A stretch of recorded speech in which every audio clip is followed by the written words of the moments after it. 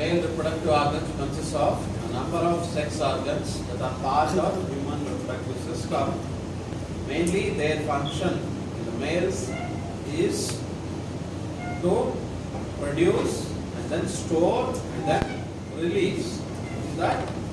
Produce, store and release the male gametes. What are the male gametes? Sperms into the female genital tract. So that is the main function of these male reproductive organs. So male reproductive organs consists of the organs which produce the sperms, which store the sperms and which release the sperms into the female genital tract. Okay.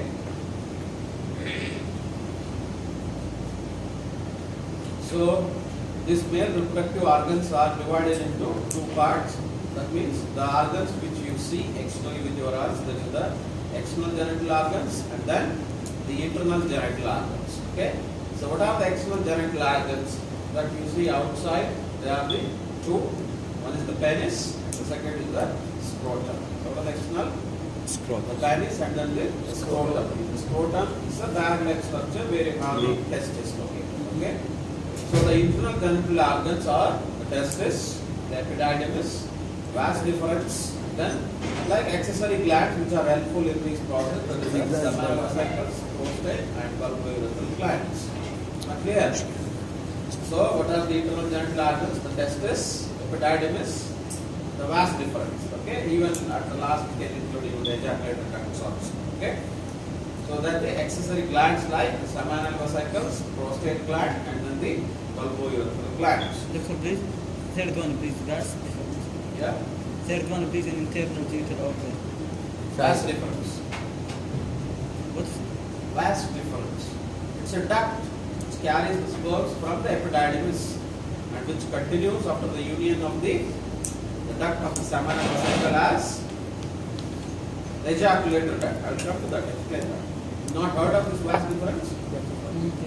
Not heard of? okay? You not heard of before? No, not yet. Vas deferens? No. That's what this is a very important We part. haven't taken it yet. It's in the spermatic card. So especially these male sterilization operations, what they do? They cut the vas deferens. They tie it. Just like your fallopian tube in case of females, the male sterilization involves the vas deferens. The last one, please. Please, the last one. What? The internal genital organ. The last one, C. The bulbourethral gland. Just they are the glands which are active after puberty, which acts like you can say the lubricants. So now we start with one by one. First in our list is the penis. So penis is a pendulous. It's a pendulous. You know the pendulum? It's a pendulous organ suspended from the front of the pubic bones, or pubic arch, okay, and containing the greater part of the urethra. So that is the, you can say the penis. So it's a pendulous organ suspended from the pubic arch, the pubic bones, okay. Yes. So which consists of much of the urethra, which carries the urine from the urinary bladder, okay. So it's an organ by which the sperms are introduced into the female genital tract. So it is the penis is an organ. It's a copulatory organ. What do you say it as? A copulatory organ. So during the coitus, the intercourse, this penis helps us to release the sperms into the female genital tract. Okay, it's an organ of copulation. So it contains spongy tissue as well as some cavernous tissue, which becomes turgid. That means it becomes hard and erected during the process of coitus because of the filling of these spaces, spongy tissue in the penis, with the blood. So try to here understand the erection of the penis is purely vascular. It's purely vascular. Taken the physiology lectures, female reproductive systems, erection of the penis. No, not yet. Not Yeah. Okay, we learn about this erection of the penis and all these things. So in your physiology classes. So erection of the penis is a vascular process. When the spongy tissue is filled with blood and there is occlusion on the proximal side, so it's highly pressured, blood fills with these spaces so that the penis is erected. and after the ejaculation, the vessels are relaxed so that all the blood moves back, so that it becomes pendulous again. Okay? So that is the erection of the penis because of this spongy tissue which becomes filled with the blood during the process of intercourse. So now, the parts of the penis. So penis consists of three parts: the root, the shaft, and then the glands. What are the three parts of the penis? The root, shaft, and then the glands. You can see in this picture, the root is the part which you don't see. So that is the part through which it is attached to the pubic arch, the pubic bones. The shaft is this part. This is the root which is attached to the pubic bones. Whereas from here to whatever the part you see up to here, this is the shaft of the penis. Whereas the distal part, this forms the glans penis. So what are the three parts? Glans, shaft, and then the root. So root, the portion of the penis just extends internally that you don't see, from which it is attached to the pelvic bones. Okay? And then shaft, the length of the penis between the glans. So what is the same what I explained. So root, shaft, and the glans. So glans is the head of the penis, which has many nerve endings, which is very sensitive. And then foreskin. What is foreskin? It is the skin which covers your glans penis. So which you cut. What is it, during the process? The newborn babies cut that to open the glans, right? That is what is the foreskin. And then the corona, the rim of the glans penis, the posterior side, the rim, you know. Okay, that is the corona. What is corona? This forms the corona. The ring, the posterior side of the gland, that forms the corona. And then frenulum. What is frenulum? Just like your tongue. Below there is a skin which attaches the base of the tongue, right? Just similar to that, you have that is the frenulum even for the glans penis also. When you retract the foreskin, you see that frenulum. Okay? That is the strip of skin connecting the glans to the shaft. Am I clear? So these are the parts that you see in the penis. So The shaft, the length of the penis between the glans and the body. yeah. What is the body? Body is the root. The length of the body. Okay. The length of the body. Okay? From this part, from the glans to the root. Root is, or you can say up to the pubic area. Whatever the portion you see is the shaft. Okay, root you can't see, it is inside. Attached to the pubic bones. And then the glans. Now the same part.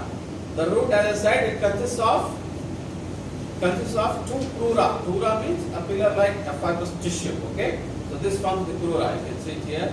This is one crura and this is the other crura, which continue proximally as bodies, what we call it as the corpora cavernosa, the right as well as the left. Am I clear? So this is the picture of the penis which is cut. This here it is cut to show the two cylindrical bodies which are called as corpora cavernosa. Bodies, corpora cavernosa, which proximally becomes cruras, which are attached to the pubic bones. Clear? The crura, the right as well as the left, which are continuous with these two bodies, corpora cavernosa. Whereas on the ventral side, the penis is like this. This is the dorsal side. This is the undersurface of the ventral side. Ventral side, you have again a cylindrical body, what we call it as corpus spongiosum. What is called as corpus spongiosum, which contains the urethra. Very important, which contains the urethra. So this proximally it is dilated to form what we call it as the bulb of the penis. What is that called as? Bulb of the penis. So crura continues as corpora cavernosa, whereas bulb of the penis continues as corpus spongiosum. Am I clear? Can you repeat it? The last one. See here, I said the root of the penis consists of two crura. Okay. These two cruras, okay, which continues proximally as corpus cavernosa. Similarly, the center you have bulb of the penis that is dilated slightly, okay, which continues proximally as corpus spongiosum, which ends as glans penis. So glans penis belongs only to corpus spongiosum. This is there on the ventral side. Am I clear? Okay. Whereas the two crura, see here, this is a clear picture after separating the fascia, showing the bulb of the penis continues with the corpus spongiosum and ending in the glans penis.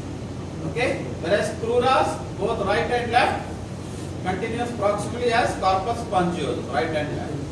Later, the distal part, they unite. Both the corpus. Okay. So now As I said, the body of the penis consists of three cylindrical structures, two corpora cavernosa on the dorsal side and the corpus spongiosum on the ventral side. We can see the vessels in this corpus cavernosa, vessels. Okay? Whereas central part of this corpus spongiosum consists of urethra. So where does the urethra present? Corpus. Present in the corpus spongiosum. Am I clear? Okay, corpus spongiosum. So which this same urethra continues distally even into the glans penis. If you observe the glans penis, there is a transverse slit, right? So through which the urine or the sperms will come out, the semen will come out. That is what is the external urethral meatus. External urethral meatus, which is present in the glans penis. So now these three bodies, the corpora cavernosa and the corpus spongiosum, are covered by a thick fascia. That fascia is called as Buck's fascia. What is that called as? Buck's fascia. What is Buck's fascia? It's the tubular sheath of fascia which covers these three cylinders, the penis. Okay. So now blood supply. You have two sets of arteries which are supplying the penis. Deep arteries of the penis and then artery of the bulb of the penis. What are they? Deep artery of the penis, artery of the bulb of the penis, and even you have the dorsal artery of the penis. Dorsal artery of the penis. These are three vessels which supply the penis. What are they? Deep artery, dorsal artery, and the artery of the bulb of the penis. Here, there are three vessels. And the venous drainage is mainly to the internal pudendal veins. You know, the dorsal, what is the deep vein of the penis, although same named as the arteries. Whereas the arteries are branches from the internal pudendal artery, which are branches again from the internal iliac artery. Okay, so internal pudendal artery supplies the penis, and then internal pudendal veins drain the penis. Okay, these are about the blood supply, and the lymphatic drainage is to the medial group of the superficial inguinal lymph nodes. Whereas the deep structures into internal iliac nodes. The superficial structures they drain to medial group of superficial inguinal nodes. Okay, so it's very important, especially in case of the sexually transmitted diseases like gonorrhea and all, syphilis. So these groups of lymph nodes are enlarged. What groups? The medial group of superficial inguinal lymph nodes, they are situated along the inguinal ligament. Okay, and even the deep part they drain into your internal iliac lymph nodes. The nerve supply. So you will learn much about this in your physiology classes. So especially the process of that is erection and becoming again non-normal, or I can say the excitatory for erection and inhibitory for that. So it is by the sympathetic and parasympathetic, whereas the other sensations are carried by pudendal nerve from pelvic plexus. Clear? Yes. So now the scrotum. So scrotum, as I said, you have the pouches. Pouches, you can say the continuation of the same anterior abdominal wall. So we learned about the anterior abdominal last year, right? It consists of three muscles and then two fascias. Skin and then superficial fascia, which is having two layers, membranous layer and then fatty layer. And then there you have the three muscles, external oblique, internal oblique and transverse abdominis. And then inside that you have the same fascias and then the peritoneum. So same anterior abdominal walls, they are outpouched downwards. Outpouched downwards. You already know that the development of the testis actually it is first in the abdomen and then they come out of the inguinal canal. So as they are coming out of through the inguinal canal, so it carries even the abdominal wall also, forming the scrotum. So they are nothing but the anterior abdominal wall structure. So scrotum layers, if you take the section of the scrotum, you find the same layers as the anterior abdominal wall, like the skin, and then you have the superficial fascia. Here in the superficial fascia, you have this fatty layer replaced by a muscle. That is called the dartus muscle. What is that? Dartus muscle. So before that, we just finished this line. So as I said, the scrotum is outpouching of the lower part of the anterior abdominal wall. It contains testis, the epididymis, and even the lower part of your spermatic cord containing all the structures. And this scrotum is divided into two compartments. At least it appears from the outside. Two compartments by a midline. By a midline that is called as raphe. You can see this? Raphe. So this you can say the scrotum as the complementary part in case of female to labia majora. Female genital organ. You have labia majora, right? Yes. So in case of male, the same two labia majora they unite. Whereas in females they don't unite. So leaving behind center you have the opening of the vagina. But here in the males they unite. That's why they call as labioscrotal swellings to both in the case of males and females. In case of females they don't unite, whereas in case of males they unite. That's why forming a junction between the two labial scrotal swellings that is called as the raphe. So which is continuous with the ventral surface of the penis as well as to the perineum on the underside. Right? That is called as the raphe, which shows the developmental origin of the scrotum from two swellings and later they are united. So you have two compartments holding two testes, right and left testis within the scrotal sac. Scrotal sac. So this scrotum consists of the layers, as I said, skin, the superficial fascia, the spermatic fascia, and then tunica vaginalis. Tunica vaginalis is nothing but the covering of the testis, which is the peritoneum, continuation of the peritoneum. So the skin, if you observe the skin of the scrotum, how is it?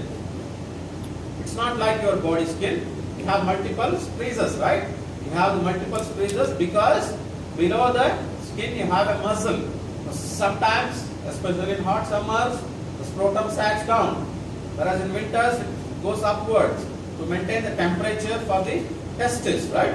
So it sags down and goes up because of the presence of the muscle within the skin, below the skin. That is the dartus muscle, very important. Okay, so that's because of the subcutaneous muscle, the dartus, the skin of the scrotum looks creepy, or you can say the lines. So as I said, so the skin of the scrotum is thin, wrinkled and pigmented and forms a pouch because of the presence of the muscle. That superficial fascia, as I said, it is the outpouching of the anterior abdominal wall. You have two layers of superficial fascia in the abdomen, the fatty layer and the membranous layer. So here it is fatty layer replaced by the dartus muscle, very important. Okay, what is that muscle? Dartus muscle. And that is innervated by sympathetic and autonomic nerves. Okay. So that's why the sagging down and pulling up of the scrotum is purely involuntary process. So now the spermatic fascia. So this is divided into three layers: external spermatic fascia, then cremasteric fascia, and then internal spermatic fascia. So altogether, scrotum is having 7 layers. 7 layers. Okay. So right from skin, then superficial fascia containing even the dartus muscle, the membranous layer, and 3 layers of the spermatic fascia, and then tunica vaginalis. Clear? Dartus muscle. From outside to inside? Yeah, outside to inside. First you have the skin, Yes. and then membranous layer, and then you have the dartus muscle, and then you have external spermatic fascia, and then cremasteric fascia, and then internal spermatic fascia, and then tunica vaginalis. How many? 6, 7, right? 3 plus 4 to 6 to 7. 7 layers. Scrotal covering. So maybe an MCQ or an SCQ. Mention the layers of the scrotum. So how many? 7.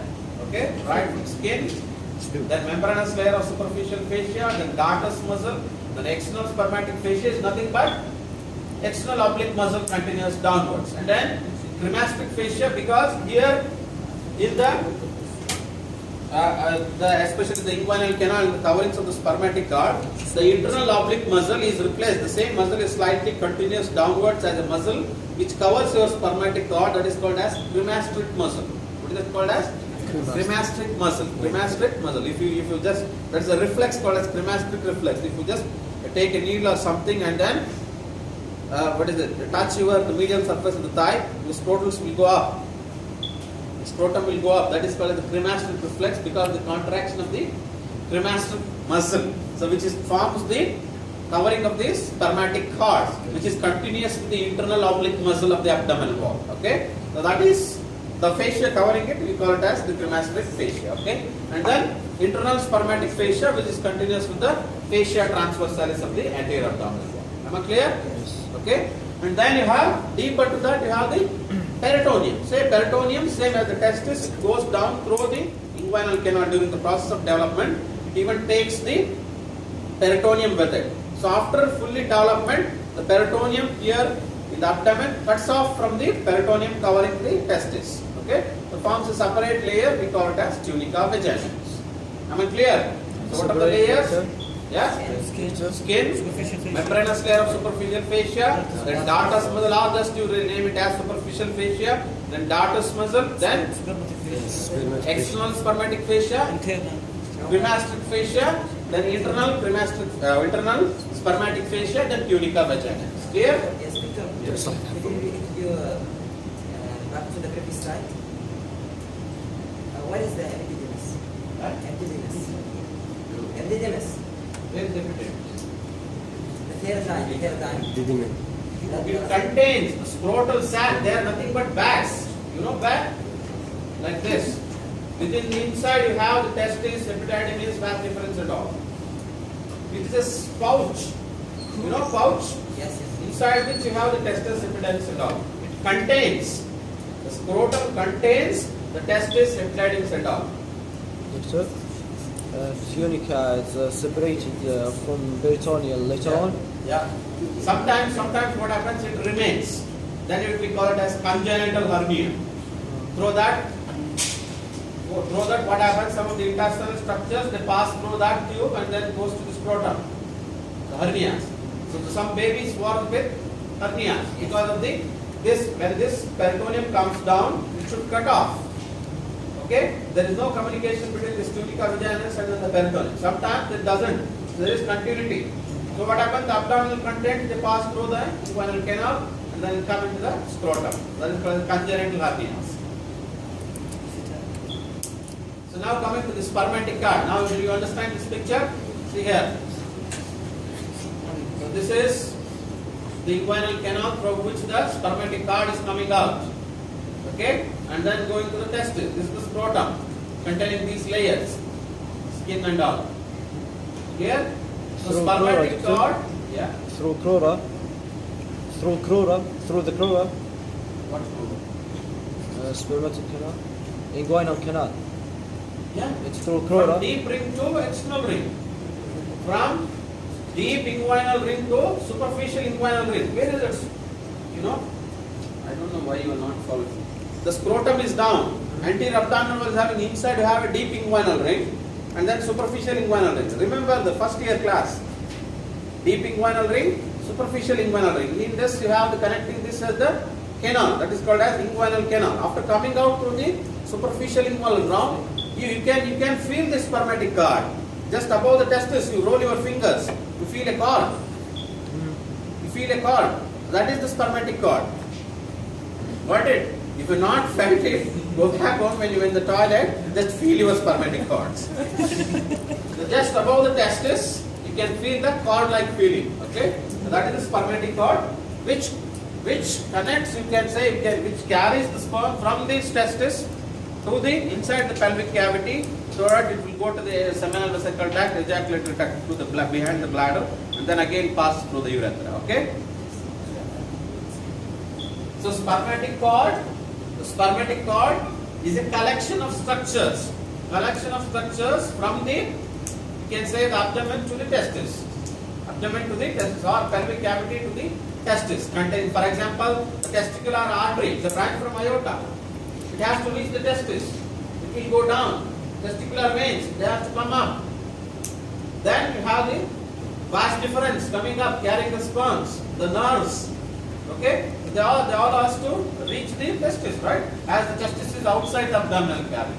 So that collection of structures communicating your testis to the abdominal wall, or it is called as the spermatic cord. It's a cord-like structure because it is again covered by the same layers what I explained, right? From again skin, what is that? The superficial fascia, and then instead of dartus muscle, you have here the muscle called as cremasteric muscle. What is this muscle?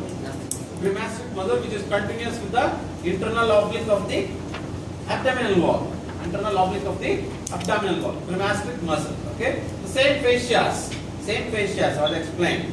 Cremasteric fascia, this cremasteric muscle, then you have external spermatic fascia, internal, all those things. Same. The same layers which form the scrotum also form the layers of spermatic cord. Okay? Yeah. So look from the. So what does the spermatic cord consist of? What is the spermatic cord? I said it consists of wait a second. It consists of structures. What structures it consists of? See here, number one is the vas difference. Vas difference. This is the spermatic cord section. So here it is closed. So showing you the inner structures within the spermatic cord. What it contains? It contains vas deferens, are also called as ductus deferens. You might have heard of this ductus deferens.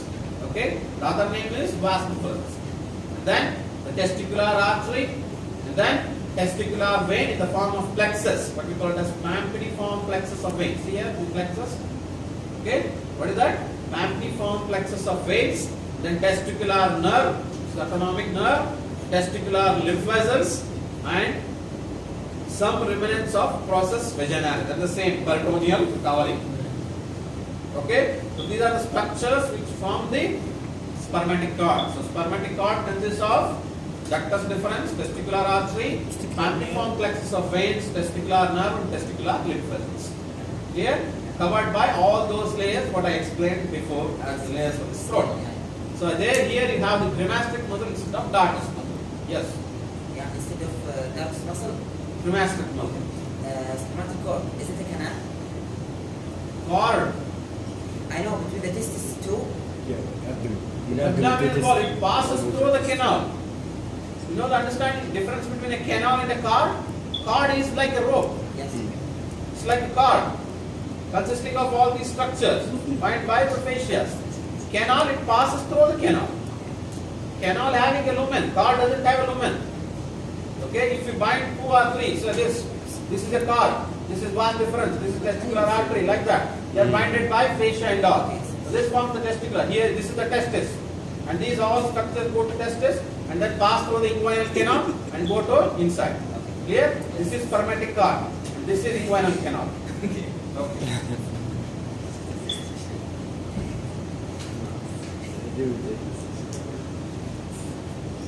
So you should know the structures forming the spermatic cord. Okay.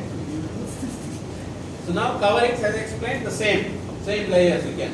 Need not go again repeated into that. Yes.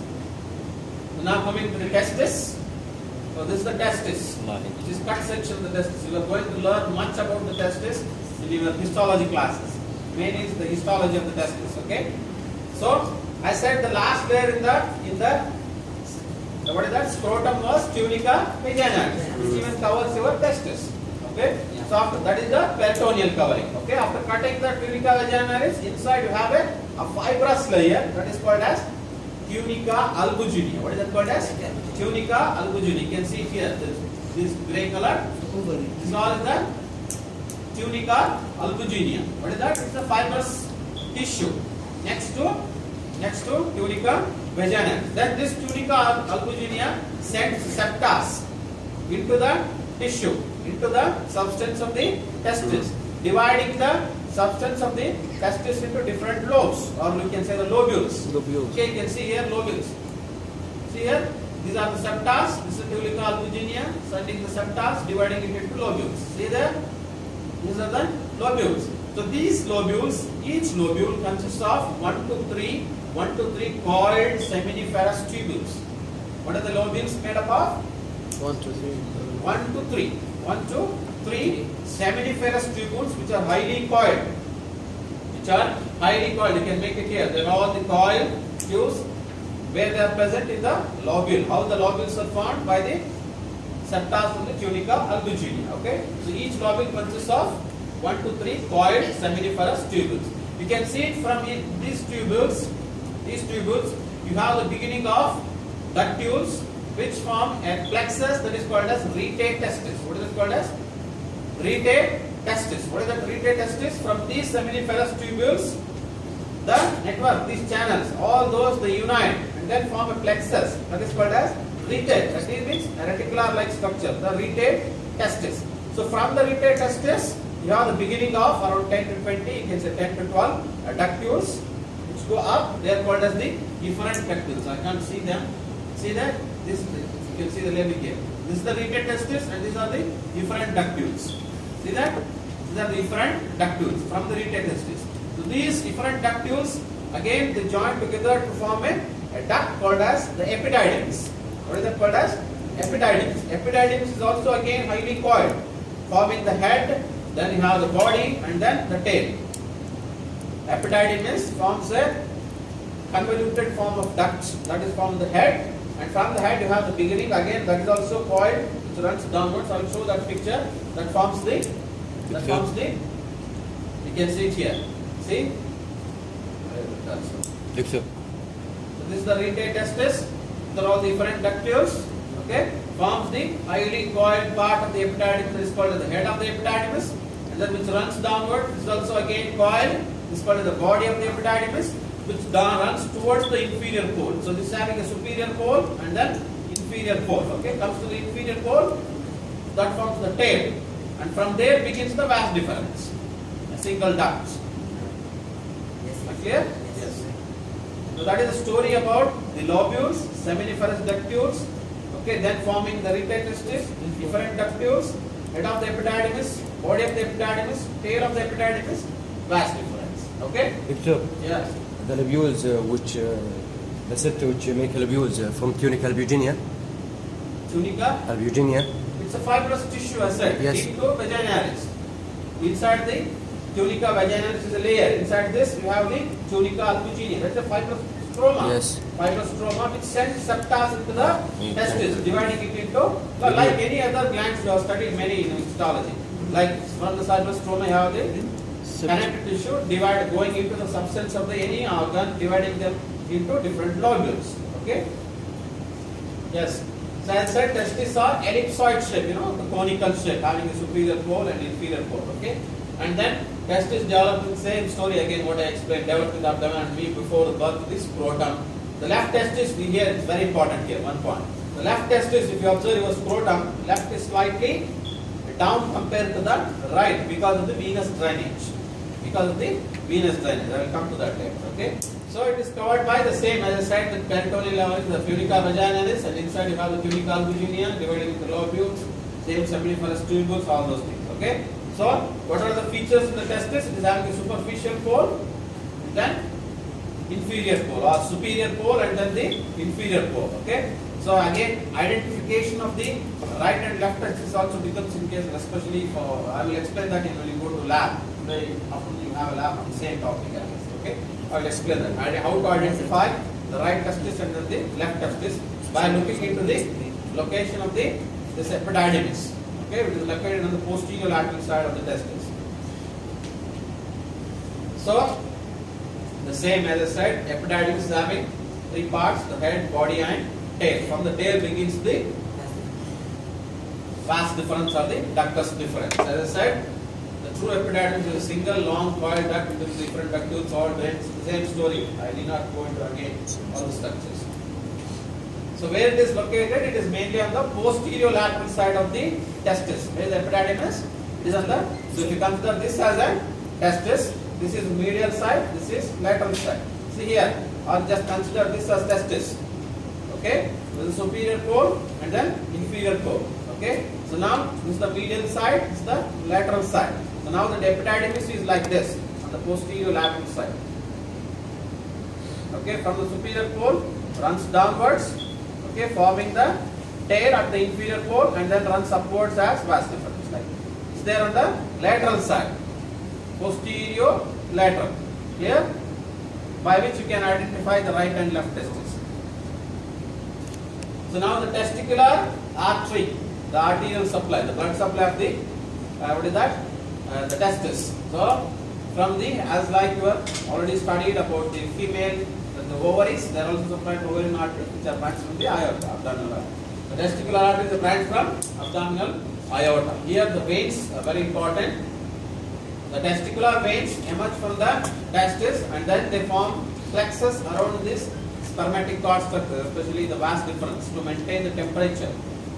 There is a plexus around this spermatic cord or the vas deferens. Okay, so that is the pamphiliform plexus, and later this plexus becomes a single vein that forms the testicular vein. The right testicular vein drains into inferior vena cava, whereas left drains into left renal vein, like your ovarian.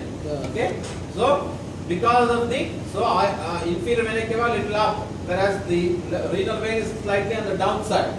So that's why the left testis is slightly on the lower side compared to the right testis. If you observe the scrotum, left testis is slightly lower, right is slightly up, because left drains into renal vein, whereas right drains into inferior vein. Clear? So lymphatic drainage to the para-aortic lymph nodes. So now coming to the vas deferens or the ductus deferens, as I explained, it begins from the tail of the epididymis, runs upwards within the spermatic cord, forming the content of the spermatic cord, passes through the superficial inguinal ring, then passes through the deep ring and comes into the pelvic cavity, runs along the lateral wall of the pelvis, crossing even the ureter, and then goes towards the urinary bladder, running on the inferior medial. If you consider this there is the urinary bladder. See here, this is the urinary bladder. So running inferiorly as well as medially. Like if you consider this as bladder, okay. So inferior medially it runs on the other side also, okay. So inferior medially and joins with the duct of the seminal vesicles, and then forming ejaculatory duct. What is that? So this is the vas deferens, and these are the seminal vesicles on both right and left. Okay, and this from the seminal vesicle, a duct begins. There is a duct of the seminal vesicle which joins with this vas deferens, and then continues as the ejaculatory duct, which passes through the prostate and opens into the prostatic urethra within the prostate gland. Okay, clear? So how is the ejaculatory duct formed? Similar recycle. Yeah. How is common bile duct formed? Join of seminal and the vas deferens. I'm talking same like in the case of liver is not done right. Liver, okay. So liver also, from the liver a duct comes, that is called the common hepatic duct. From the gallbladder one duct comes, cystic duct. After joining of the hepatic and cystic duct, next comes the bile duct. So like that, vas deferens, duct of the seminal vesicle join and then continues as ejaculatory duct. Okay? Yes. So that is about the ejaculatory. What is that? Vas deferens. So it crosses the ureter. That is the important point there. It crosses the ureter on the lateral wall of the pelvis, and then runs inferior medial on the base of the urinary bladder, joins with the duct of the seminal vesicles, and continues as the ejaculatory duct.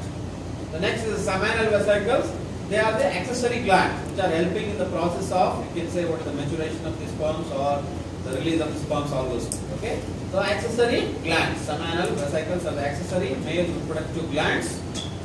So which are 2 in number and they are lobulated. See at the section of the seminal vesicle, they are lobules, multiple. Okay. They are lobulated structures, organs. So 2-inch length, so lying on the posterior surface of the bladder. Clear? I will show you in the lab. Okay. Posterior surface of the bladder, just adjacent to, or you can say inferior lateral to your vas deferens. Okay. So this secretion from the seminal vesicle pass through the duct of the seminal vesicle, which joins with the vas deferens to form the ejaculatory duct. So blood supply, whatever the arteries are there which are supplying the urinary bladder, they also will supply. The inferior vesical artery supplies the seminal vesicles, along with even the rectal artery also. The veins drainage into the internal iliac veins. So now a very important organ, especially from its pathological aspect, what is that? Prostate gland. What is that? Prostate glands. So where is the prostate located? I will show you the previous picture. You will understand. See there? Feel the blood. This is the seminal vesicle. This is the vas deferens. And this is what is the prostate. Okay? Which there, and if you consider this as the bladder, and below the neck of the bladder is a gland that is called the prostate.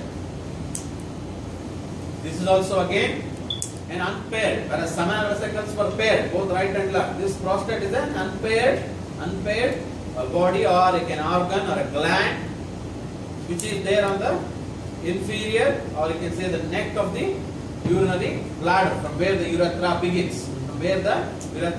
So that is the location of the prostate gland.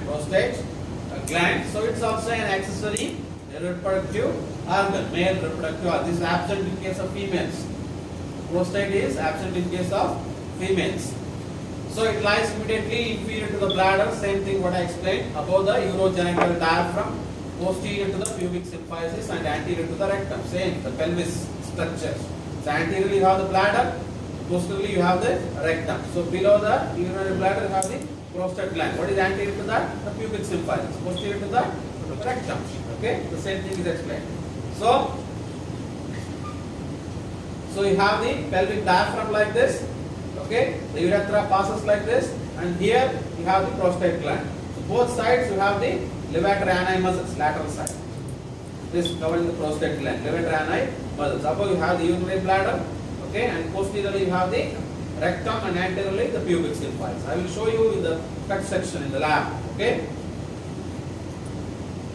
So one more important point is you can see here one ejaculatory duct piercing it. This is the cut section picture showing the prostate gland. See the center, you have the urethra coming. This is the urinary bladder. Are you following this picture? So this is the neck of the urinary bladder. Here you have the prostate gland. This is what is the diaphragm, or you can say urogenital diaphragm, separating the perineum. Okay. So then you have this the prostate gland. This is the central is the urethra. Urethra which is there in the prostate, it is called as prostatic urethra. It is slightly dilated here. Okay, what is called as prostatic utricle. Okay, see the ejaculatory duct piercing through the here you can see only one. The other side one more will be coming. Okay, so ejaculatory duct coming and then joining the prostatic urethra. It's clear. That's why in case of males, both genital tract and the urinary tract is common. It is common, whereas in females they are separate. So here, as the ejaculatory duct joins the urethra, so it's a common pathway for both urine as well as the semen. Okay, so this is the ejaculatory duct piercing through the prostate gland and uniting the prostatic urethra. Okay, so this is the cut section picture. So now the structure of the prostate. Structure of the prostate. So like any other gland, covered by capsule. Outside you have the fibrous capsule. Inside you have the fascia covering it. The same continuation of the pelvic fascia covering even the gland. That is the prostate gland. So that is called as the prostatic sheath of fascia. So between the here very important. If we are comparing this prostate gland with the thyroid gland. You already studied thyroid gland. There also you have two sheaths, two capsules, true capsule and false capsule. Here also true capsule and false capsule. So here you have the prostatic venous plexus lies between the two sheaths, whereas in thyroid gland it lies deep to the capsules. Here the venous plexus lies between Two sheets. between the capsules, true capsule and then the false capsule. Whereas in thyroid gland they lie deep to the capsules. Deep to the capsule, that is the true capsule, right? So this is the difference between the prostate gland and the thyroid gland. Maybe an MCQ like that, okay? So two capsules, true and false capsule, and between these two capsules is the one capsule is formed by the fibrous tissue and one capsule is formed by the fascia covering the pelvis. The same pelvic fascia forms the prostatic sheath. So now this gland is divided into prostate gland is divided into different lobes. It's a lobulated structure, divided lobes. So what are the lobes which form the prostate? We have two lateral lobes, one median or the middle lobe and anterior lobe and posterior lobe. So how many? 2, 1, 3, 2, 5. 5 lobes. There is actually, if you go to the textbooks, different textbooks explain different lobes of the prostate. Okay, this you remember this 2 lateral, 1 middle and anterior and posterior lobes. Actually, there is even a difference in anatomical lobes or surgical lobes. There is different types of classification. Okay, so that is a little complicated. You just remember this one. Okay, and one more division of the prostate. I will show that into zones according to the situation of this prostate gland consists of two tissue. You learn much about in your histology. It consists of fibrous tissue as well as glandular tissue. Fibrous stroma and then glandular tissue. According to the location of which part is more, the prostate is divided into 3 zones like a central zone, transitional zone, peripheral zone like that. Okay. So how many lobes? two lateral lobes, one middle lobe, and one anterior and one posterior lobes. So this is the picture explaining the different lobes, and it's the cut section of the process. Not much clear. Okay. So two lateral lobes. Okay. Then anterior lobe and then posterior lobe. Here you have the middle lobe. Middle lobe. This is the median. This comes the posterior. And these are the two lateral lobes. And this is the anterior. Here, two anterior. Lateral. And this is the middle. This is the anterior. And this is the posterior lobe. And this middle median or the middle is pierced by these two ejaculatory ducts, which are opening into the urethra here. Two lateral, one anterior, posterior, and middle. So you can see the size of the lateral lobes; they are bigger. Yeah. So these are the lobes of the prostate. So one more type is, you can see it here. So as I said, the zonal anatomy. Okay. So you have the transition zone, then central zone, and then the peripheral zone. So with the transition zone, so up here just below your this thing, what is that? Prostatic urethra. So and it consists of mainly the what is that? Fibrous tissue. Okay, whereas the central zone, it is around this what is that? Transitional zone. Mainly have showing the openings of the ejaculate ducts coming and passing through that, and then peripheral zone, which is around this central zone, mainly consisting of the glandular tissue, whereas these two zones mainly consist of your fibrous stroma. The peripheral zone, where it consists much of it, is the glandular tissue, the secreting the prostatic secretions which are in your prostaglandins and all. Okay. functional. Yeah, functional. So you will learn it in your histology about these lobes and all. What is the structure in your histology classes? Functional. So out of interest, I brought those slides. Okay. So relations, I already explained. What is their superiorly? Urinary bladder. What is their lower? Pelvic diaphragm. Laterally it is covered by the levator muscles. Okay. Posteriorly rectum. Anteriorly pubic symphysis. Yeah. That is the relations. So again, one more picture showing you the location of the prostatic gland. See here, this is the urinary bladder. This is the prostate gland. Okay, and this is the urogenital diaphragm, separating this from the pelvis cavity with the perineum. Okay, so this is the prostate above urinary bladder. Posteriorly, what is that? Rectum. Okay, and then inferiorly the urogenital diaphragm. Anteriorly the pubic symphysis. These are all the relations of the prostate gland. You can see the prostate, the cut section. You have the passage of the urethra from the bladder And seminal then ejaculated duct. And then you have the seminal vesicle central. See, same. Anteriorly, urinary bladder, posteriorly, rectum. This is the base of the urinary bladder, right? So along the base, you have these structures. And again, one more picture showing the same. So blood supply.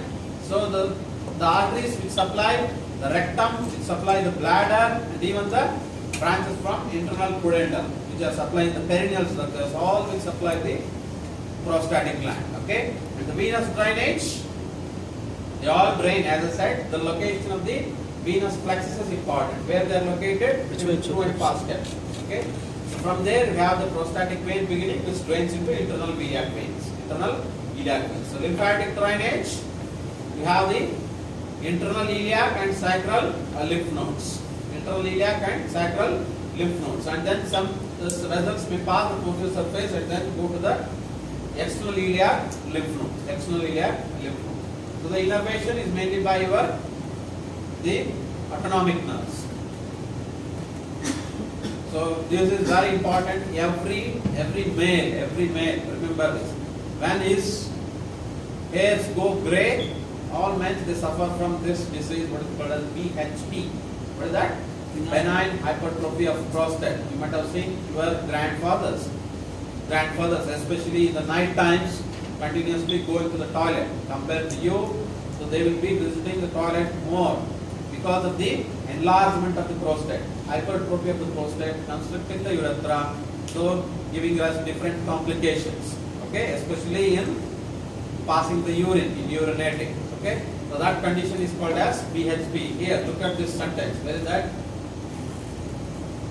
fibrosis and medical enlargement is common after middle age, affecting virtually every male who lives long enough. So maybe after 70 years, almost all males will suffer from this condition, what we call it as BHP, benign hypertrophy of the prostate. And even prostatic cancer is also common, cancer of the prostate. Okay, so that is that. Which lobe is usually involved? It's again surgery. It's out of interest abroad. So middle lobe is usually enlarges, which gives rise to, and as I said, the urethra is in the middle lobe, passing through it. Okay, so whenever it enlarges, it will have a compression effect on the urethra, giving rise to complications, especially urinary trios. So middle lobe is usually affected. So this is about and you can diagnose this by doing the rectal examination. Rectal examination is done in clinical skills. No.